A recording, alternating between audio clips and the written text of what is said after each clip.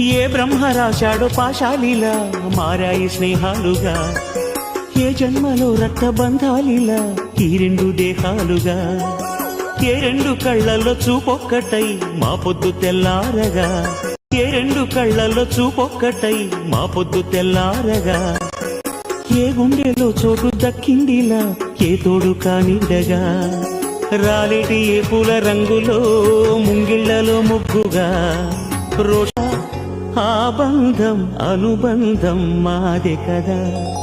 చిన్ని చిన్ని ఈ పువ్వులు చూసి జాబిలి నవ్వింది, సిరి వెన్నెల జల్లింది.